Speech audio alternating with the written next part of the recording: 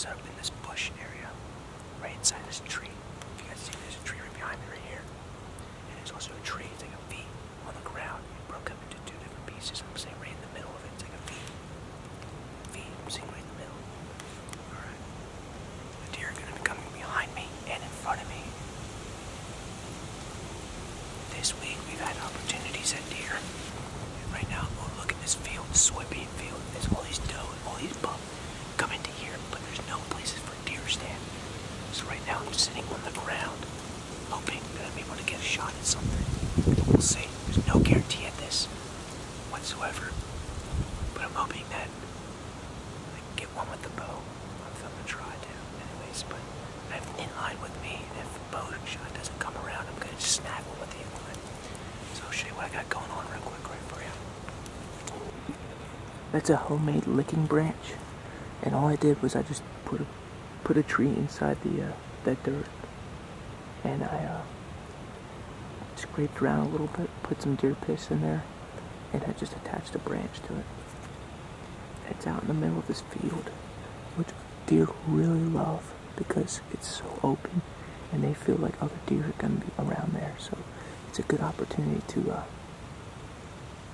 shoot a deer like that if you're given the right circumstance. That's perfect. Overlooking this soybean field like this.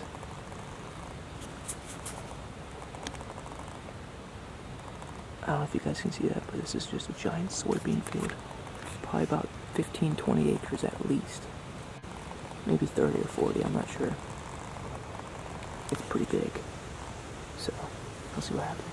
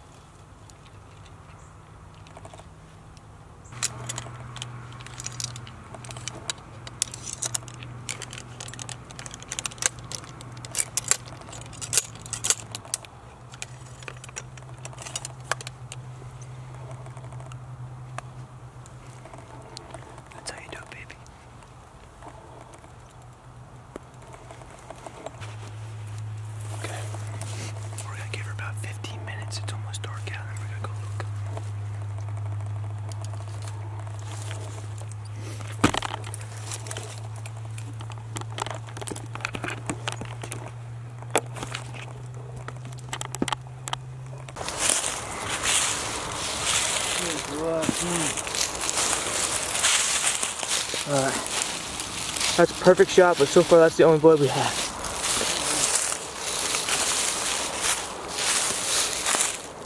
Yeah, there's some more. More right there. Pretty. I don't know, she's heading to that thick stuff. I don't think we're gonna find her. Okay. Where did she go from there? Where's the last right here. Right here. Next to that stick. Yeah.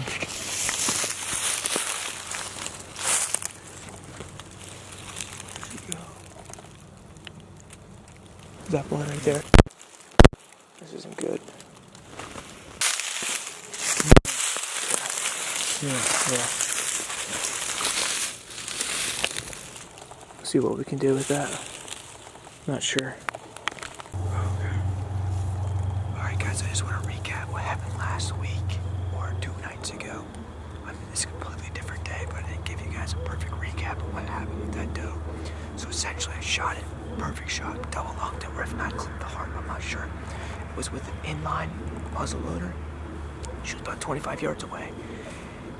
And when I hit her, we found spots of blood, but the thing with the blood and the thing with the inline is that there's barely any blood trail. A lot of times there's just a bullet hole and the deer doesn't bleed out as much. So we were following these little tiny blood trails, blood spots, barely finding anything. Following it for a couple hours, you know, putzing around, trying to do what we needed to do to find that doe. And here the blood trail almost completely stopped, right as it was going to dark. And we had our camera, we had our light, so we could see. But the thing was, that deer,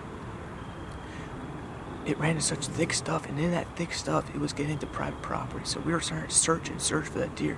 And up where I was hunting, the private property owner didn't let us in there, didn't let us go for that deer. So the next day was the only day for us to come back to get the deer, if it was all possible. However, I needed to go home, go back to my house. So one of my buddies was up in my cabin. He's gonna do what he can to get that doe, but as of right now, he's up there, but he hasn't called me back, so clearly they didn't find the deer. So unfortunately, we weren't able to recover that doe that I shot, and that's one of those things that happens in deer hunting. Hit some great deer sometimes, and sometimes they just get away. But until next time, guys, stay tuned for a new episode coming in about a week or so after this video is posted. So have a good one, guys.